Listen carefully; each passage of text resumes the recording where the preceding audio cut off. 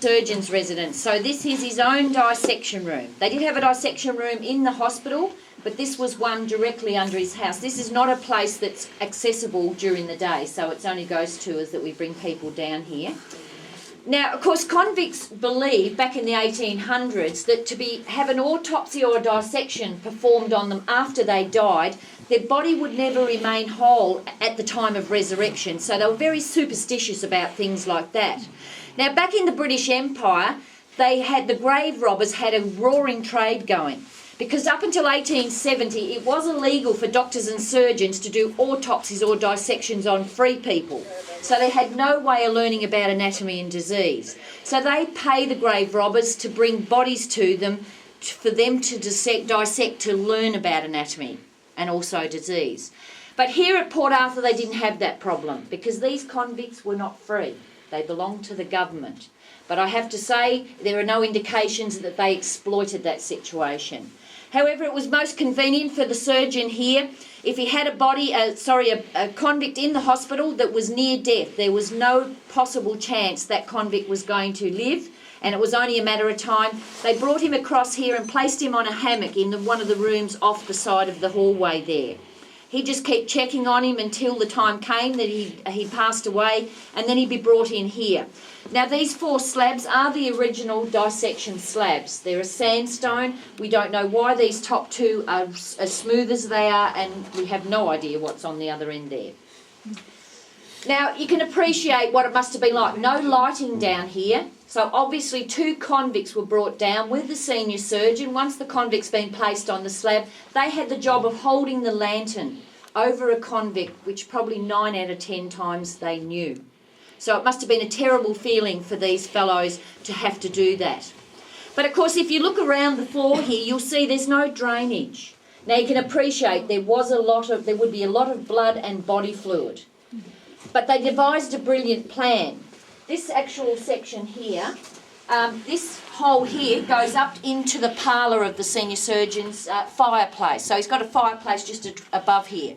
So as soon as he'd completed the dissection, he would send these 2 convicts upstairs. There was a huge cauldron that hung from these 2 iron rods here.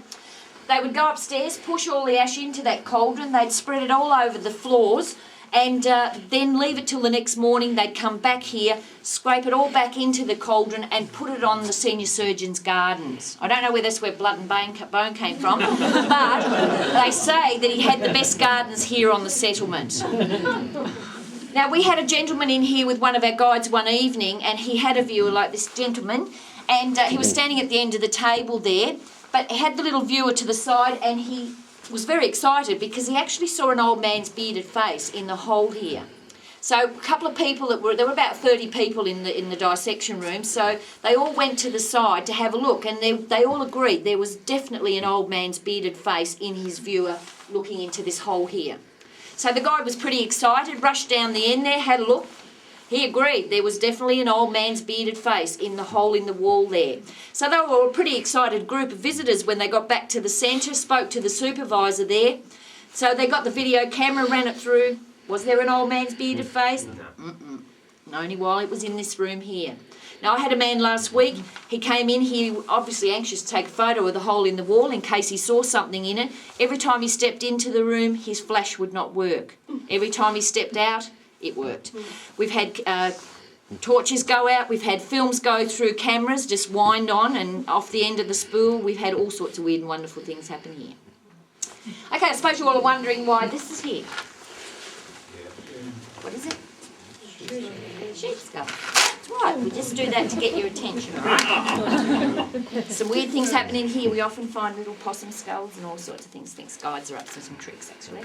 Okay, there's actually a story that relates to this. We had one of our guides who has a terrible habit of shutting that door. Now, you'll see that door shuts out towards the hallway there.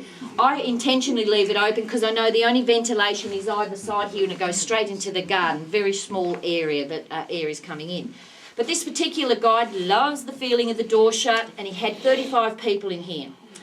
He's talking away, telling them stories about dissections and so on, and all of a sudden everyone was looking down towards the skull. When he looked down, it was actually moving slowly along the table. So he was a little bit nervous, not quite sure what was happening there, but decided he had to be brave and he'd actually pick the skull up. But as he did, a little tiny mouse ran out from underneath. But unfortunately, there was one of our visitors in a red mohair jumper with long blonde hair standing where that gentleman is on the corner there. The mouse ran straight up her jumper and into her hair. Now, she started to scream. Her husband, who was standing behind her, screamed as well, and he didn't even know what had happened. Now, of course, everyone else in the room, door shut, no way of getting out, knew there was a mouse loose. Everyone started to scream, and where did they all go? Straight for the door. And, of course, everyone's pushing. So the guide's here screaming at everyone, can you just move back? I need to open the door this way. Eventually, the group went out, straight up that hallway, up the stairs, screaming at the top of their voice. The terrible thing was there was another group of visitors waiting to come in. So as the guide went past, he just said, "You're next." Okay.